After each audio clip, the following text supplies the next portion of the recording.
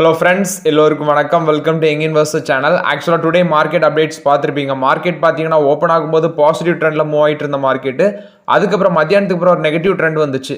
அதுக்கப்புறம் ஒரு பாசிட்டிவ் போச்சு, மறுபடியும் அதுக்கப்புறம் ஒரு நெகட்டிவ், மறுபடியும் பார்த்தீங்கன்னா பாசிட்டிவ்ல க்ளோஸ் பண்ணியிருக்காங்க. Accept Nifty ID Nifty 50 1 points வந்து பாசிட்டிவ்ல க்ளோஸ் பண்ணியிருக்காங்க. 1.25 பாயிண்ட் பாசிட்டிவ்ல க்ளோஸ் பண்ணியிருக்காங்க. 24,836 பாயிண்ட் பாசிட்டிவ்ல இருக்கு. சென்செக்ஸ் வந்து 81,355 பாயிண்ட்ஸ்ல க்ளோஸ் பண்ணியிருக்காங்க. 23 பாயிண்ட் பாசிட்டிவ்ல இருக்கு. நிஃப்டி பேங்க் 51,406 பாயிண்ட்ஸ்ல க்ளோஸ் பண்ணியிருக்காங்க. 110 பாயிண்ட் பாசிட்டிவ்ல க்ளோஸ் பண்ணியிருக்காங்க. நிஃப்டி ஐடி 157 பாயிண்ட்ஸ் நெகட்டிவ்ல இருக்கு. ஸ்மால் கேப் 633 பாயிண்ட்ஸா இருக்கு. எஃப்ஐஎஸ் டேட்டா எடுத்து பார்த்தீங்கன்னா இன்னைக்கு மார்க்கெட்டை நிப்பாட்டினதே எஃப்ஐஎஸ் இல்லை டிஏஎஸ். குறிப்பாட்டு எஃப்ஐஎஸ் இன்னைக்கு 2,474 கோடி விற்றுருக்காங்க. டிஏஎஸ் 5,665 கோடிக்கு வாங்கியிருக்காங்க. ஸோ இன்னைக்கு மார்க்கெட்டை வந்து தூக்கி பிடிச்சதே நம்மளோட டிஏஎஸ் தான். ஃபர்ஸ்ட் பார்த்தீங்கன்னா Hindustan petroleum corporation results announce பண்ணியிருக்காங்க. நெட் ப்ராஃபிட் 633 கோடி பண்ணியிருக்காங்க. அதே சேம் குவார்டர் லாஸ்ட்டில் 6,765 கோடி பண்ணியிருக்காங்க. ஓவரால் ஆட்டு 90.6% ப்ராஃபிட் இயர் ஆன் இயர் பேஸில் டவுனு, குவார்டர் ஆன் குவார்டர் பேஸில் 76% டவுனு. ஏன்னா முந்தின குவார்டரில் 2,709 கோடி பண்ணியிருந்தாங்க. ஸோ டோட்டல் இன்கம் 1.21 லேக் க்ரோரா இருக்கு. சேம் குவார்டர் லாஸ்ட்டில் 1.19 லேக் க்ரோரா இருந்திருக்கு. இன்கமும் பார்த்தீங்கன்னா ஒரு மார்ஜினல் லெவலில் வந்து கீழே விழுந்திருக்கு. ஆவரேஜ் கிராஸ் ரிஃபைனரிங் மார்ஜின் வந்து $5.03 பெர் பேரலாக இருக்கு. அதே சேம் குவார்டர் லாஸ்ட்டில் $7.44 பெர் பேரலாக இருந்திருக்கு. மோரோராட்டு நம்ம கவனிக்க வேண்டியது ப்ராஃபிட் கீழே விழுறதுக்கு ரீசன் இதுதான். இந்த கம்பெனியோட த்ரூபுட் பார்த்தீங்கன்னா 5.76 மில்லியன் மெட்ரிக் டன்னாக இருக்குது. அதே சேம் குவார்டர் லாஸ்ட்டில் 5.40 மில்லியன் மெட்ரிக் டன்னாக இருந்திருக்கு. அவங்களோட மார்க்கெட்டிங் ஃப்ரண்ட் எடுத்து பார்க்கும்போது டொமஸ்டிக் சேல்ஸ் இந்த குவார்டரில் 12.07 மில்லியன் மெட்ரிக் டன்ஸாக இருந்திருக்கு. அதே சேம் குவார்டர் லாஸ்ட்டில் 11.43 மில்லியன் மெட்ரிக் டன்ஸாக இருந்திருக்கு. எக்ஸ்போர்ட் இந்த குவார்டரில் 0.56 மில்லியன் மெட்ரிக் டன் பண்ணியிருக்காங்க. 2017 கோடி பார்த்தீங்கன்னா இன்வெஸ்ட்மெண்ட் பண்ணியிருக்காங்க இந்த குவார்டரில். அவங்களோட ரிஃபைனிங் ப்ளஸ் வந்து மார்க்கெட்டிங் இன்ஃப்ராஸ்ட்ரக்சரை வந்து டெவலப் பண்ணியிருக்காங்க. சில கம்பெனிஸ் கூட ஜாயின்ட் வெஞ்சரும் வச்சிருக்காங்க. அவங்களோட சப்சிடரி கம்பெனிஸ்லையும் இன்வெஸ்ட்மெண்ட் பண்ணியிருக்காங்க. இந்த குவார்ட்டரில் அவங்க வந்து 126 ரீட்டைல் அவுட்லெட்ஸ் பார்த்தீங்கன்னா அக்ராஸ் த கண்ட்ரி வந்து ஓப்பன் பண்ணியிருக்காங்க. ஸோ அதில் இப்போ அவங்களோட டோட்டல் நம்பர் ஆஃப் அவுட்லெட்ஸ் வந்து 22,148 இருக்குது அந்த கவுண்டு. இந்த குவார்ட்டரில் நியூ 9 எல்பிஜி டிஸ்ட்ரிபியூட்டர்ஷிப் பார்த்தீங்கன்னா ஆட் பண்ணியிருக்காங்க. ஸோ இப்போ அவங்களோட total count of LPG distributorship வந்து 6,358 இருக்குன்னு சொல்லியிருக்காங்க. மோரோராட் ஷேர் ப்ரைஸ் வந்து ஒரு 1% மேலே, இன்னைக்கு 2% மேலே பாசிட்டிவ்ல தான் ட்ரேட் ஆகிட்டு இருந்துச்சு. அப்புறம் ஒரு 1.5% பாசிட்டிவ்ல க்ளோஸ் பண்ணியிருக்காங்க. 380 ரூபா அந்த ரேஞ்சில் க்ளோஸ் பண்ணியிருக்காங்க share price.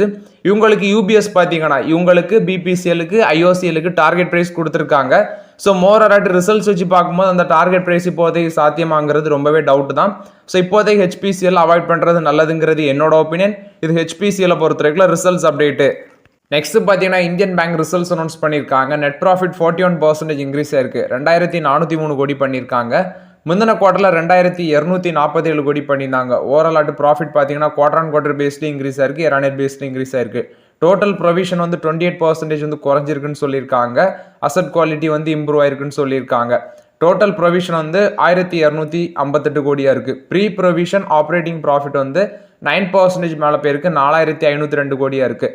Net interest income 8% வந்து இன்க்ரீஸ் ஆயிருக்கு, 6,178 கோடியாக இருக்குது. ஃபீ பேஸ்ட் இன்கம் வந்து 17% க்ரோத் ஆயிருக்கு, 788 கோடியாக இருக்குது. நெட் இன்ட்ரெஸ்ட் மார்ஜின் 3.44% இருக்குது. சேம் பீரியட் லாஸ்ட் இயரை கம்பேர் பண்ணும்போது குறைஞ்சிருக்கு. ஏன்னா சேம் பீரியட் லாஸ்ட் இயரில் பார்த்தீங்கன்னா அது 3.56% இருந்தது, இப்போ 3.44% ஆயிருக்கு. அசட் குவாலிட்டி வந்து இம்ப்ரூவ் ஆயிருக்குன்னு சொல்லியிருக்காங்க. கிராஸ் நான் பெர்ஃபார்மிங் அசஸ் 177 பேசிஸ் பாயிண்ட் குறைஞ்சிருக்கு, 3.77% இருக்கு. நெட் என்பிஏ 0.70% இப்போ 0.39% இருக்கு. ப்ரொவிஷன் கவரேஜ் ரேஷியோ வந்து 156 basis point year on year பேஸ்ல இன்க்ரீஸ் ஆயிருக்கு, 96.66% இருக்கு. ஸோ இந்த ஸ்லிப்பேஜ் ரேஷியோன்னு சொல்லுவாங்க, அதை வந்து பார்த்தீங்கன்னா இவங்க வந்து கண்டெயின் பண்ணிட்டு வராங்க. ஸ்லிப்பேஜ் ரேஷியோ வந்து 1.50% இருக்கு. அதே சேம் குவார்டர் லாஸ்ட்டில் 1.57% இருந்தது, இப்போ வந்து 1.50% இருக்கு. Cross advances 12% year on year பேஸ்ல க்ரோத் ஆயிருக்குன்னு சொல்லியிருக்காங்க. 5.39 லேக் க்ரோரா இருக்கு. டோட்டல் டெபாசிட் 10% இன்க்ரீஸ் ஆயிருக்கு, 6.81 லேக் க்ரோரா இருக்கு. காசா 39% இருக்குன்னு சொல்லியிருக்காங்க. காசா ரேஷியோ மோரோராட் இது பார்த்தீங்கன்னா இந்தியன் பேங்க் போஸ்ட் பண்ண Q1 ரிசல்ட்ஸ் அப்டேட்டு. ப்ராஃபிட் வந்து இன்க்ரீஸ் ஆயிருக்கு, குவார்டர் ஆன் குவார்டர் பேஸ்ல இன்க்ரீஸ் ஆயிருக்கு, இயர் ஆன் இயர் பேஸ்ல இன்க்ரீஸ் ஆயிருக்கு. நெட் இன்ட்ரெஸ்ட் இன்கம் இன்க்ரீஸ் ஆயிருக்கு. ஓவரால் ஆட்டு ரிசல்ட்ஸ் வந்து ஒரு பரவாயில்லாம தான் பண்ணியிருக்காங்க இந்தியன் பேங்க். ஆக்சுவலாக ஷேர் ப்ரைஸ் வந்து 586 ரூபா அந்த ரேஞ்சில் இன்னைக்கு ட்ரேட் ஆகிட்டு இருந்துச்சு. ஒரு ஃபிளாட் பாசிட்டிவ்ல க்ளோஸ் பண்ணியிருந்தாங்க இந்தியன் பேங்க். இது இந்தியன் பேங்கை பொறுத்த வரைக்கும் ரிசல்ட்ஸ் அப்டேட்டு. நெக்ஸ்ட் பார்த்தீங்கன்னா ஸ்டாக்ஸ் வந்து டிவிடெண்ட் அனௌன்ஸ் பண்ணியிருந்த ஸ்டாக்ஸுக்கு நாளைக்கு வந்து ரெக்கார்ட் டேட் உள்ள ஸ்டாக்ஸை டிஸ்கஸ் பண்ணிடலாம். ஃபர்ஸ்ட் அல்ட்ராடெக் 70 ரூபா டிவிடெண்ட் அனௌன்ஸ் பண்ணியிருந்தாங்க. Avanti feeds 6.75 rupees. Banswara Syntex 1 ரூபா அனௌன்ஸ் பண்ணியிருந்தாங்க டிவிடெண்டு. பிரிகேட் என்டர்பிரைசஸ் வந்து பார்த்தீங்கன்னா அனௌன்ஸ் பண்ணியிருந்தாங்க 1 ரூபா அனௌன்ஸ் பண்ணியிருந்தாங்க. அடுத்தது பிஎஸ்எல்லும் 1 ரூபா அனௌன்ஸ் பண்ணியிருந்தாங்க. கேப்ரா டெக்ஸ் வந்து 3 ரூபா அனௌன்ஸ் பண்ணியிருந்தாங்க. ஃபிடல் சாஃப்டெக் 1 ரூபா 1.1 ருபீஸ் அனௌன்ஸ் பண்ணியிருந்தாங்க. கிரானியூல்ஸ் வந்து 1.5 ருபீஸ் அனௌன்ஸ் பண்ணியிருந்தாங்க. கோக்யூஆ கேம்லின் வந்து 0.5 ருபீஸ். ஓரியன் பெல் வந்து 0.5 ருபீஸ். அடுத்தது வந்து பார்த்தீங்கன்னா பெக்கோஸ் ஹோட்டல்ஸ் அண்ட் பப்ஸ் வந்து 3 ரூபா டிவிடன் அனௌன்ஸ் பண்ணியிருந்தாங்க. ஸ்டாண்டர்ட் இண்டஸ்ட்ரீஸ் வந்து 0.55 ருபீஸ் வந்து டிவிடன் அனௌன்ஸ் பண்ணியிருந்தாங்க. ஸோ நான் சொன்ன ஷேருக்கு எல்லாமே பார்த்தீங்கன்னா நாளைக்கு தான் ரெக்கார்ட் டேட்டு. பவர் கிரிட்ல வந்து அப்டேட்டு. பவர் கிரிட் பார்த்தீங்கன்னா ஒரு அண்டர்சி இன்டர் கனெக்ஷன் ப்ராஜெக்ட்ல வராங்க. அதோட இன்வெஸ்ட்மெண்ட் வந்து 40,000 கோடின்னு சொல்லியிருக்காங்க. மிடில் ஈஸ்ட் கண்ட்ரில தான் இந்த அண்டர்சி இன்டர் கனெக்ஷன் ப்ராஜெக்ட், அதாவது high voltage direct current cable connect பண்ணுறது. ஸோ அது வந்து சீக்கு அடியில்னு நினைக்கிறேன். ஸோ 2500 மெகாவாட் கெப்பாசிட்டி உள்ளது. 35,000 கோடியிலேருந்து 40,000 கோடி வரைக்கும் இன்வெஸ்ட்மெண்ட் பண்ணுறாங்க 6 இயர்ஸில். நெக்ஸ்ட் 6 இயர்ஸில் இதை கம்ப்ளீட் பண்ணுவோம் அப்படின்னு சொல்லியிருக்காங்க. இதில் கவனிக்க வேண்டியது அந்த கம்பெனியோட chairman and managing director RK Tyagi தான் அந்த அப்டேட்டை கொடுத்துருக்காங்க. ஸோ மோரோரட் இந்த ப்ராஜெக்ட் வந்து 6 இயர்ஸில் கம்ப்ளீட் பண்ணணும்னு சொல்லியிருக்காங்க.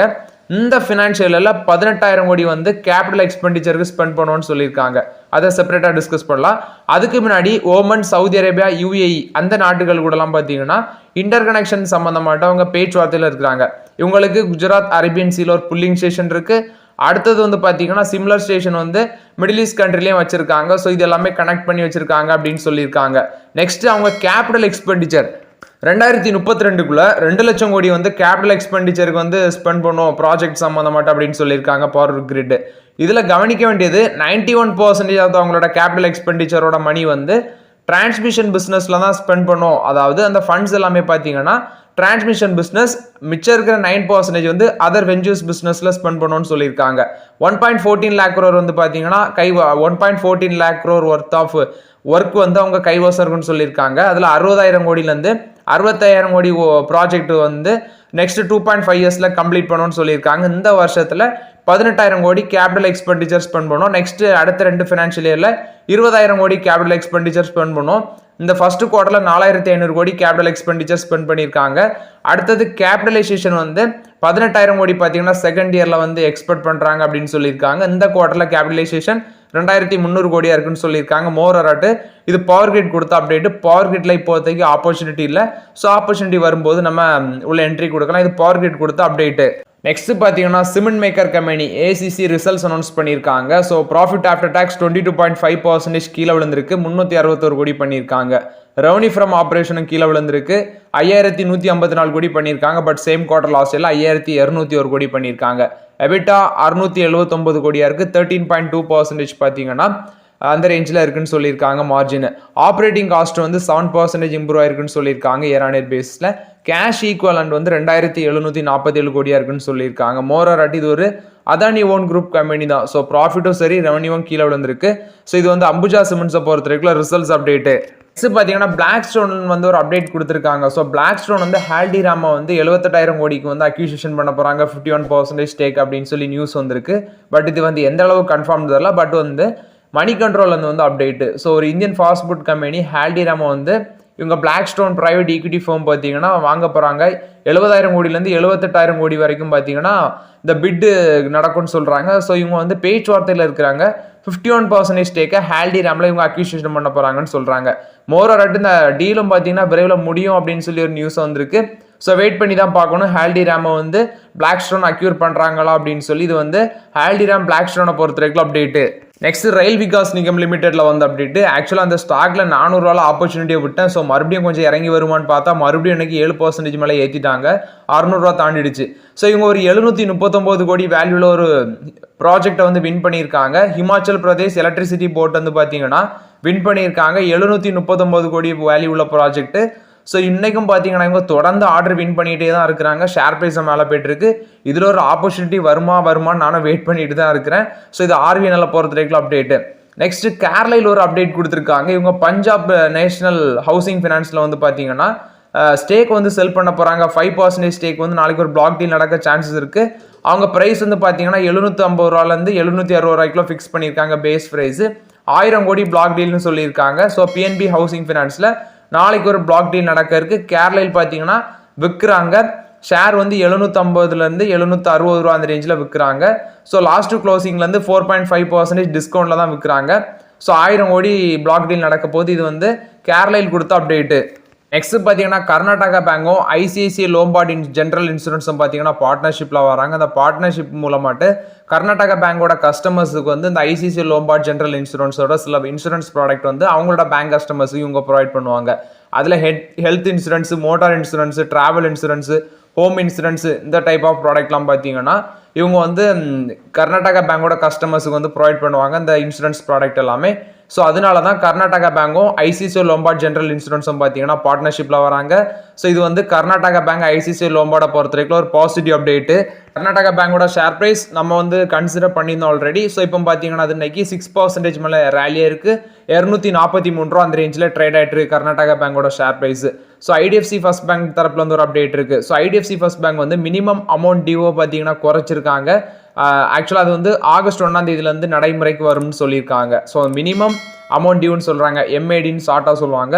அதையும் பேமெண்ட் டியூ டேட்டையும் பார்த்தீங்கன்னா அந்த கிரெடிட் கார்டு ஹோல்டர்ஸ்க்கு வந்து குறைச்சிருக்காங்க. ஐடிஎஃப்சி ஃபர்ஸ்ட் பேங்க் சொல்கிறது ரிவைஸ் பேமெண்ட் டியூ டேட்டுன்னு சொல்கிறாங்க. அதை வந்து 18 நாள்லேருந்து 15 நாளாட்ட குறைச்சிருக்காங்க அப்படின்னு சொல்லியிருக்காங்க. ஆகஸ்ட் 1ஆம் தேதியிலேருந்து நடைமுறைக்கு வருது. கார்டு ஹோல்டர்ஸ் வந்து இப்போ வந்து 3 fewer days பார்த்தீங்கன்னா அவங்களோட பேமெண்ட்டை மேக் பண்ணுறதுக்கு அவைலபிள் அப்படின்னு சொல்கிறாங்க. நெக்ஸ்ட் இன்னொரு அப்டேட் சொல்லியிருக்காங்க. ஐடிஎஃப்சி ஃபர்ஸ்ட் பேங்க் வந்து மினிமம் அமௌண்ட் டியூவை வந்து 5%லேருந்து 2% குறைச்சிருக்காங்க. ஸோ இதுவும் பார்த்தீங்கன்னா ஆகஸ்ட் 1ஆம் தேதியிலேருந்து நடைமுறைக்கு வரும்னு சொல்லியிருக்காங்க. இது வந்து சொல்லியிருக்கிறது இதுக்கு முன்னாடி ஆக்சிஸ் பேங்க் நவம்பர் 2023 பார்த்தீங்கன்னா இதை பண்ணியிருந்தாங்க. இப்போ அதுக்கு அடுத்தால ஐடிஎஃப்சி ஃபர்ஸ்ட் பேங்க் வந்து அவங்களோட கிரெடிட் கார்டு ஹோல்டர்ஸ்க்கு பண்ணியிருக்காங்க. ஸோ இது வந்து ஐடிஎஃப்சி ஃபர்ஸ்ட் பேங்க் கொடுத்த அப்டேட்டு. சிஎஸ்பி பேங்க் பார்த்தீங்கன்னா ரிசல்ட்ஸ் அனௌன்ஸ் பண்ணியிருக்காங்க. நெட் ப்ராஃபிட் 14% கீழே விழுந்திருக்கு. 113 கோடி பண்ணியிருக்காங்க. சேம் குவார்டர் லாஸில் 132 கோடியாக இருந்திருக்கு. நெக்ஸ்ட் அவங்க சொல்கிற அந்த ப்ராஃபிட் கீழே விழுறதுக்கு பார்த்தீங்கன்னா அசட் குவாலிட்டி ஒஸ்ட்டாக இருந்தது தான் ப்ராஃபிட் கீழே விழுறதுக்கு ரீசன் சொல்லியிருக்காங்க. டோட்டல் இன்கம் 1004 கோடியாக இருக்குது. சேம் குவார்டர் லாஸ்ட் இயரில் 803 கோடியாக இருந்திருக்கு. முந்தின இன்ட்ரெஸ்ட் இன்கம் பார்த்தீங்கன்னா 832 கோடியாக இருக்குன்னு சொல்லியிருக்காங்க இந்த குவார்டரில். அதே சேம் குவார்டர் லாஸ்ட்டில் 683 கோடியாக இருக்குது. ஓவராலாட்டி இன்ட்ரெஸ்ட் இன்கம் இன்க்ரீஸ் ஆயிருக்கு, டோட்டல் இன்கம் இன்க்ரீஸ் ஆயிருக்கு. பட் நெட் ப்ராஃபிட் கீழே விழுந்திருக்கு. அசட் குவாலிட்டி வந்து ரொம்பவே ஒஸ்ட்டாக இருக்குன்னு சொல்லியிருக்காங்க. கிராஸ் நான் பெர்ஃபார்மிங் அசட்ஸ் வந்து 1.27%லேருந்து 1.69% இன்க்ரீஸ் ஆயிருக்கு. நெட் என்பிஐ 0.68% இருக்கு. ஏன்னா முந்தின குவார்டர் சேம் குவார்டர் லாஸ்ட்ல அது 0.32% இருக்கு. அதுலேருந்து இப்போ இன்க்ரீஸ் ஆயிருக்குன்னு சொல்லியிருக்காங்க. நெட் இன்ட்ரெஸ்ட் மார்ஜின் 4.36% இருக்கு. சேம் குவார்டர் லாஸ்ட்ல அது 5.4% இருக்கு. லெண்டர் கேபிட்டல் அடிக்யூசி ரேஷியோ பார்த்தீங்கன்னா 23.61% இருக்குன்னு சொல்லியிருக்காங்க. இது சிஎஸ்பி பேங்க் கொடுத்த Q1 results update. So okay friends, ஆக்சுவலாக அந்த வீடியோவில் சில இம்பார்ட்டன்ட் அப்டேட்ஸ் எல்லாமே டிஸ்கஸ் பண்ணியிருக்கோம். அந்த வீடியோ உங்களுக்கு பயனுள்ளதாக இருந்துச்சுன்னா லைக் பண்ணுங்கள், சப்ஸ்கிரைப் பண்ணுங்கள், கமெண்ட் பண்ணுங்கள். Okay friends, thank you.